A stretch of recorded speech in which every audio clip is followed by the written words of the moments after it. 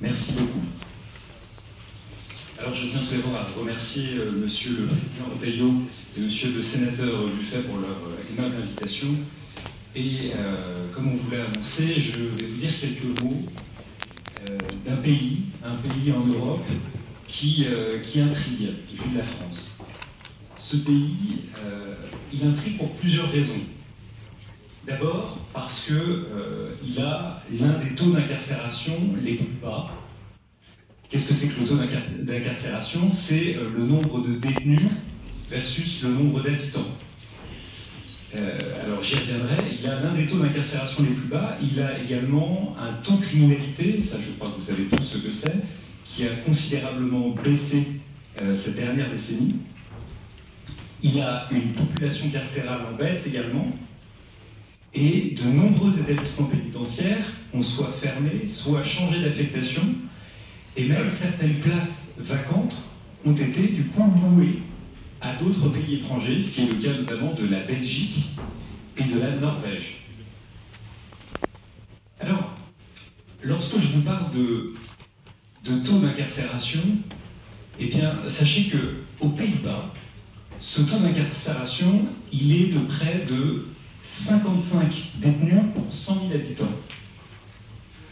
La moyenne européenne, elle se situe autour de 123 détenus pour 100 000 habitants.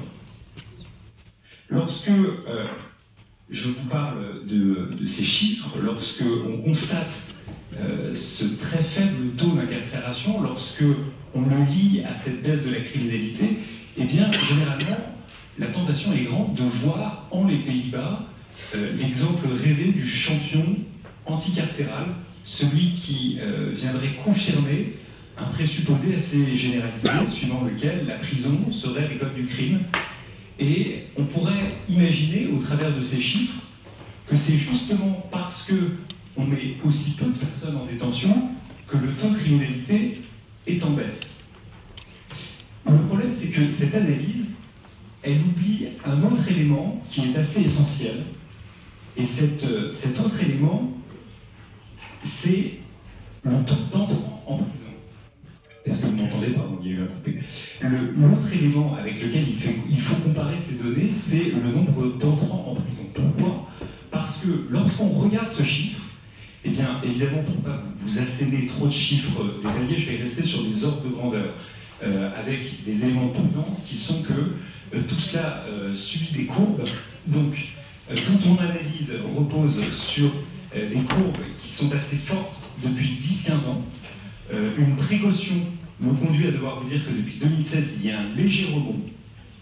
Ce léger rebond, il conviendra de s'interroger si c'est un rebond qui est structurel ou conjoncturel, notamment avec l'évolution de la menace terroriste qui pèse en Europe de manière beaucoup plus forte sur ces toutes dernières années.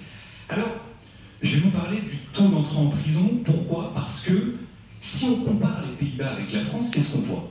On voit que si on prend un instantané, il y a, évidemment à population égale, moitié moins de détenus aux Pays-Bas qu'en France. Mais pourtant, si on regarde les temps d'entrée en prison, eh bien on se rend compte que les Pays-Bas mettent presque 2 fois plus en prison qu'en France. Alors comment est-ce qu'on arrive à cette étrangeté? Eh bien on y arrive par le fait que les Pays-Bas ont recours aux courtes peines, et même aux très courtes peines. Ces courtes peines et ces très courtes peines, elles sont critiquées depuis très longtemps par la doctrine en France. Et on peut même remonter jusqu'au 19e siècle où on avait Saleil lui-même qui les critiquait en estimant qu'elles étaient trop courtes pour que l'effet de la prison puisse avoir un effet de réhabilitation, mais elles étaient suffisamment longues, malheureusement, pour corrompre l'individu. Et on a eu de cesse de limiter ce recours aux courtes peines. Alors, différents mécanismes qui, évidemment, je n'aurai pas le temps de développer ici, ont été élaborés pour limiter les flux entrants, pour essayer de faire en sorte que les courtes peines fassent l'objet d'aménagements pour éviter que la personne condamnée purge une peine de prison, mais qu'elle soit cumulée en d'autres types de peines. Et puis encore, on l'a vu avec la toute dernière réforme de la justice, on est venu interdire les peines d'emprisonnement d'1 mois, on est venu limiter encore davantage celles qui sont en dessous de 6 mois. Et pourtant, lorsqu'on compare quelques chiffres, France et les Pays-Bas, eh bien on voit que les Pays-Bas ont énormément recours à ces courtes peines et que même la durée moyenne de la peine de prison, lorsqu'elle se situe autour de 8 à 10 mois en France, eh bien elle est autour de 2 à 3 mois aux Pays-Bas. Eh bien on voit que l'approche de la prison est quelque chose d'extrêmement différent. Alors vous avez par exemple des données qui vous permettent de voir que vous avez aujourd'hui près de 40% des peines de prison aux Pays-Bas qui sont des peines inférieures à 1 an, alors qu'on atteint péniblement 20% de ces peines en France. Vous avez également, autre rapport indicatif d'un rapport à la prison qui est très différent aux Pays-Bas et qui ne va pas dans le sens d'un plus grand laxisme, eh bien vous avez un recours accru aux détentions provisoires, c'est-à-dire aux détentions avant le jugement. Alors, il ne s'agit pas, encore une fois, de vous dire qu'il faut tout faire comme les Pays-Bas et que tout ce que je vous expose est quelque chose de forcément bon et d'adapté pour la France.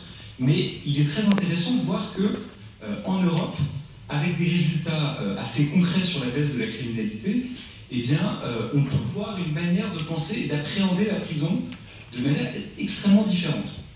Donc, ce qui est intéressant peut-être ici, c'est de souligner le fait que, comme ont pu le dire les différents intervenants ce matin, il y a souvent une inadaptation de la peine de prison en France. La peine de prison, qui naturellement ne saurait être la seule peine adaptée aux délinquants, et la peine de prison souvent intervient très tard dans le parcours du délinquant.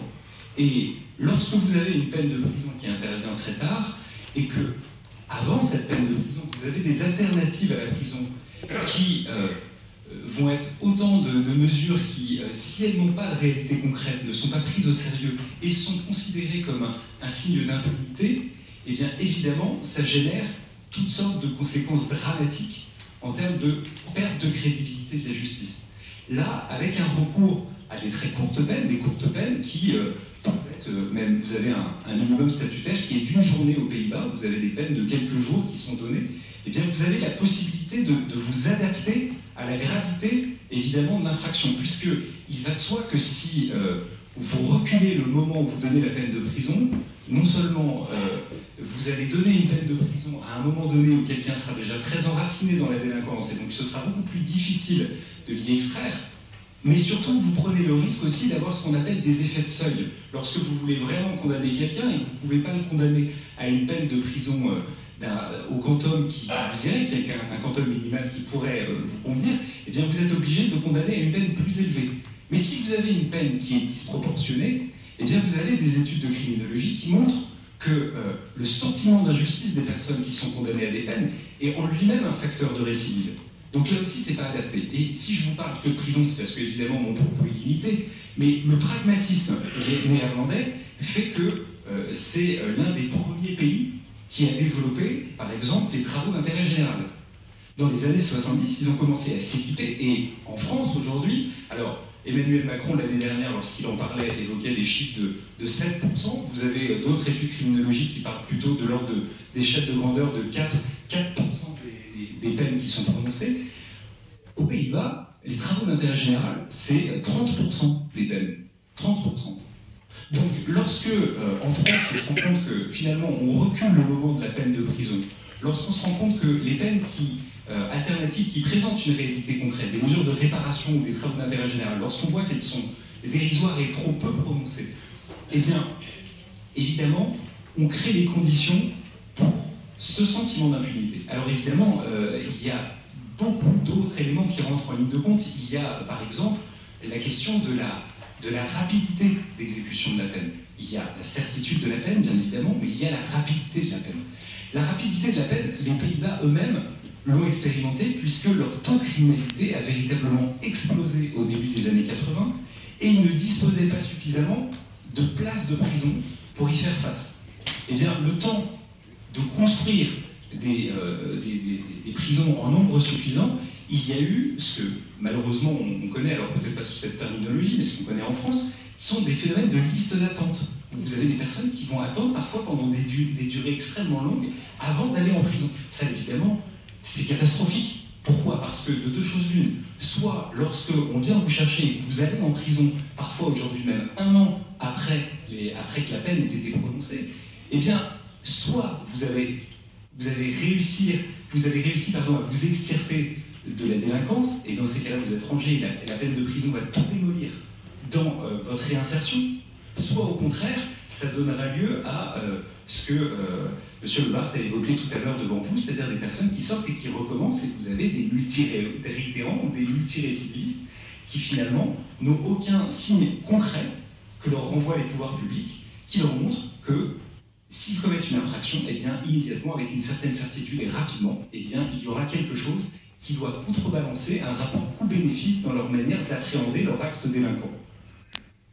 Alors, évidemment, je ne peux pas passer en détail sur tous les points de divergence, mais ce pragmatisme, j'en ai évoqué certains points, ce pragmatisme néerlandais, il conduit donc, comme je vous le disais, à d'abord diminuer aujourd'hui le nombre de prisons, à louer des places vacantes, il conduit à développer des travaux d'intérêt général, il conduit également à développer des sanctions financières. En moins de 10 ans, les recettes ont été multipliées par 2, donc ce sont des systèmes qui ont l'air de plutôt pas trop mal fonctionner. Et puis, là où en France, bien qu'on cherche naturellement à toujours mieux faire et à bien faire pour prendre la défense du droit des détenus, on arrive à certaines situations qui sont devenues complètement ubuesques et qui sont notamment décrites dans un livre écrit par M. Khosrow-Kovar qui s'intitule « Le prison de France » et qui parle notamment de la grande problématique d'insalubrité des prisons. Eh bien, je ne sais pas si vous le savez, mais une partie de cette insalubrité est liée au fait qu'il est extrêmement difficile, voire même impossible, depuis la fin des années 90, de contraindre certains détenus à se laver. Et ça va également de pair avec certaines attitudes sur des rongeurs, etc. Enfin, les thématiques sont beaucoup plus complexes que juste la problématique d'insalubrité de prison qu'il faut reconstruire. Eh bien, aux Pays-Bas, sur ce point très précis, par exemple, eh bien, non seulement les détenus ont droit évidemment de se laver, et c'est fort heureux, eh bien, ils ont surtout l'obligation de se laver au moins 2 fois par semaine. Ils ont l'obligation de se laver lorsqu'ils reviennent du sport. Donc c'est une première différence d'approche qui est notable. Je ne pense pas qu'elle soit de nature à porter une atteinte à la dignité des détenus, bien au contraire, mais c'est encore une fois une différence d'approche.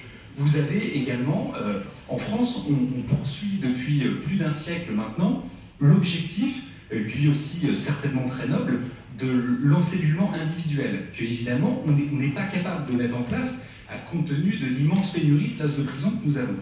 Eh bien, aux Pays-Bas, au contraire, depuis 2004, on crée de plus en plus de cellules à plusieurs, parce qu'on y trouve un certain nombre de vertus, pas seulement pour faire des économies. Pourquoi je vous dis ça? Parce que si on regarde le coût d'une place de prison, le coût de la détention à la journée aux Pays-Bas, il est 2 fois supérieur à celui de la France. Donc il ne rechigne absolument pas à mettre un chèque sur la table lorsqu'il faut former des gens de manière efficace, et on le voit notamment sur le suivi des détenus qui souffrent de problèmes psychiatriques, là où en France on est très souvent complètement dépassé par ces problèmes, malgré le développement des SNPR dans les prisons.